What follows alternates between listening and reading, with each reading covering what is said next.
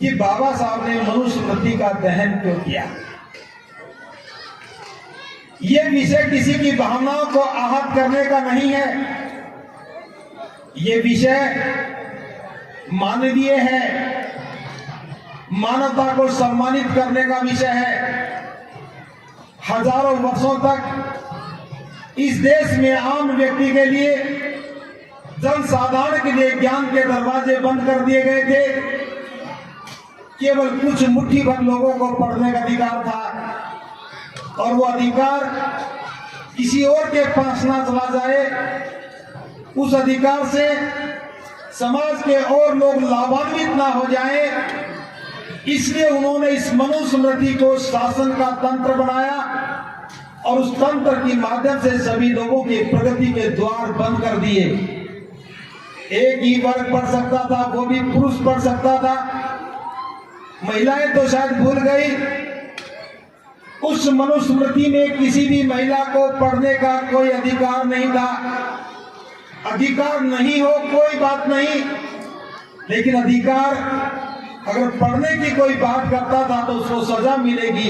ये सजा मिलना एक जुल्म था, अपराध था। भारत में अंग्रेजों का शासन आया। अंग्रेजों की शासन व्यवस्था में कुछ लोगों को पढ़ने का अधिकार मिला। उसी अधिकार के तहत डॉक्टर अंबेडकर पढ़ करके आगे आए।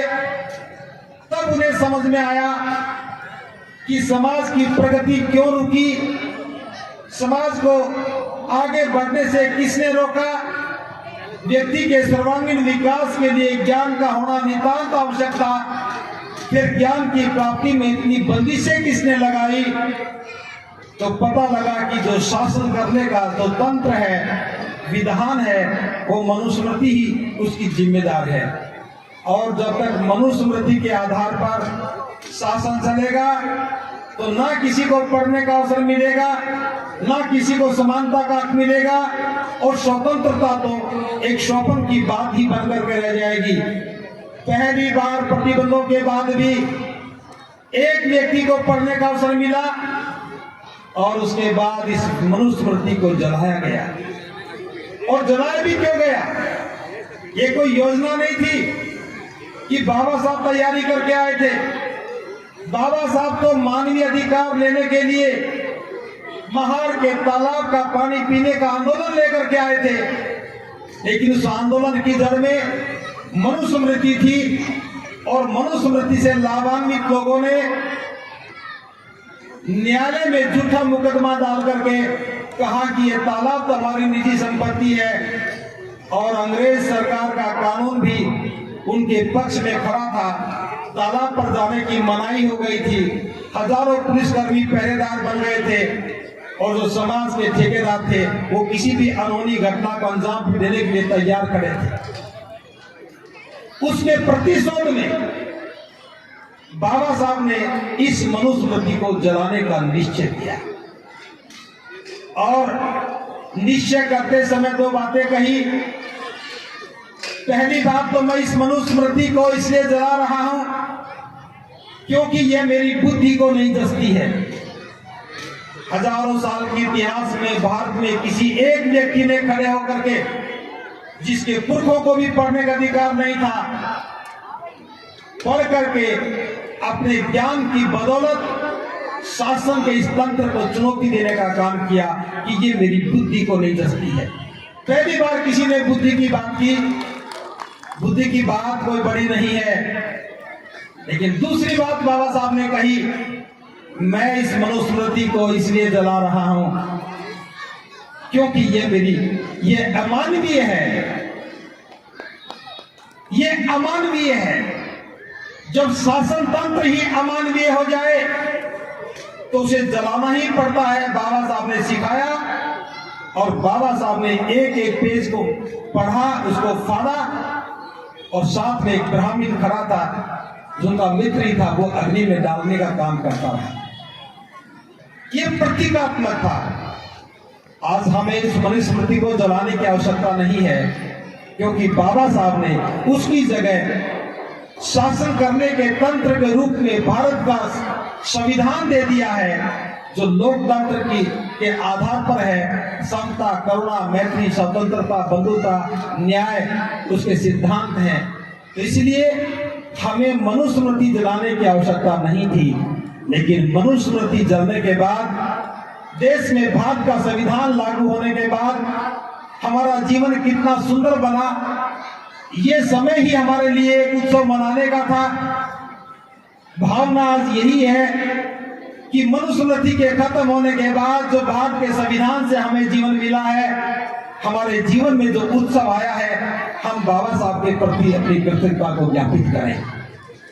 प्रयास कोई छोटा और बड़ा नहीं होता, प्रयास करना, उसकी शुरुआत और उसे लगातार चलाए रखना बहुत हिम्मत और जज्बे का काम रहता है। तो इस काम के लिए मैं आप सबको भी साधुवाद दे रहा हूं कि एक बात पता लगता है और आप चले आते हैं और एक काम आगे बढ़ता है। आज दूसरी बात जो मैं इसमें करना चाह रहा हूं, पिछली बार भी मैंने जिक्र किया, आज फिर दोहरा रहा हूं, हमें इस व्यवस्था को भी नकारना है। बाबा साहब ने शासन व्यवस्था के तंत्र को खत्म करने का काम किया।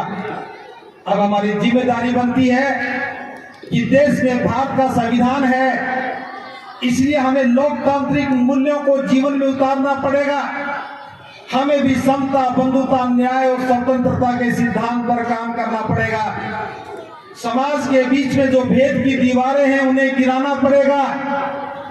आप लोग नारे लगाते हैं, बौद्ध धर्म की क्या पहचान, सारे मिलकर के बोलते हैं मानव मानव एक समान। क्या ये परंपरा है, मात्र नारा ही है या कोई सिद्धांत है? अगर ये सिद्धांत है तो हमें मानव मानव को एक समझना पड़ेगा, और एक समझने का अर्थ है आपको मनुस्मृति के आधार पर जो जाति की व्यवस्था थी, जाति की व्यवस्था को भी नकारना पड़ेगा, उसे खत्म करना पड़ेगा, और अपने समाज को एक जाति विहीन बौद्ध समाज की आकृति में ढलना पड़ेगा। कौन कौन है आप में से जो जाति को तोड़ने के तैयार है? हाँ, शाबाश, बहुत बहुत साधुवाद। ये कैमरामैन उनको दिखा दो, उधर घुमा दो एक बार।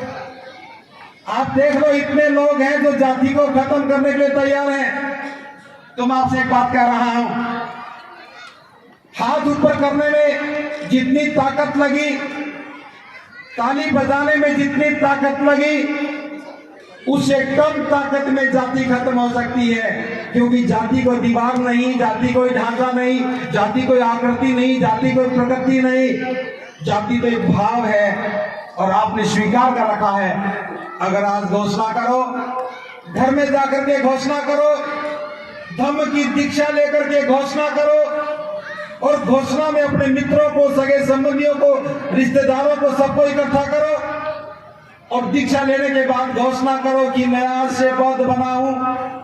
मेरे सारे पर्व, मेरी सारी परंपराएं, मेरे सारे प्रतीक और मेरे आचरण सदाचरण धर्म के अनुसार होगा। मैं आज से किसी भी जाति व्यवस्था को नकार रहा हूं, मेरी कोई जाति नहीं होगी, मानव मानव एक समान बुद्ध के सिद्धांत पर मैं जीवन यापन करूंगा।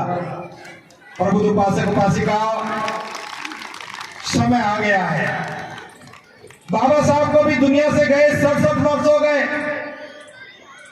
हमने बाबा साहब की किसी बात को ठीक से नहीं स्वीकार किया।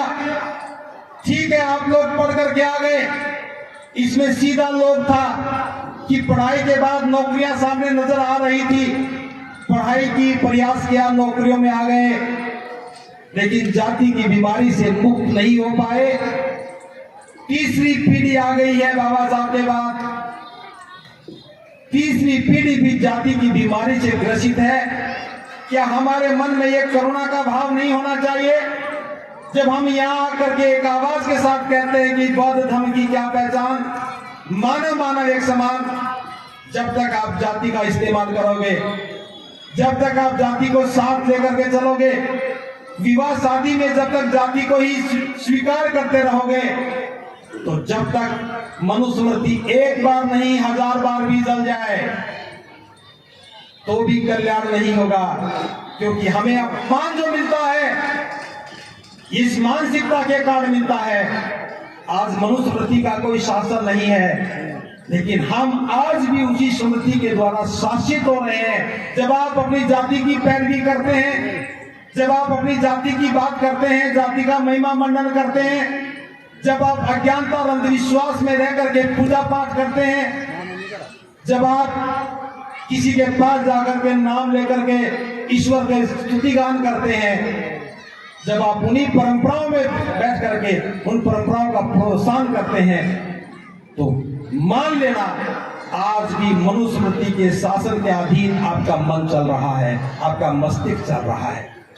अगर उत्सव मनाना है तो मन को आजाद करो, मन को स्वतंत्र करो, अपनी गुलामी की बेड़ियों को काटो।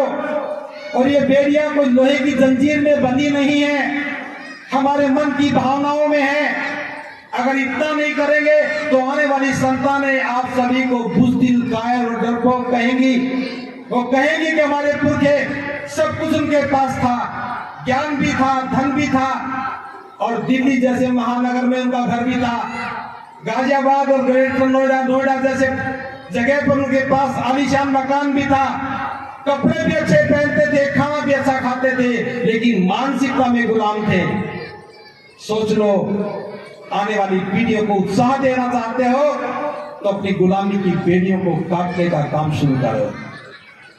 तालियां बजाने में कुछ लोग संकोच कर रहे हैं।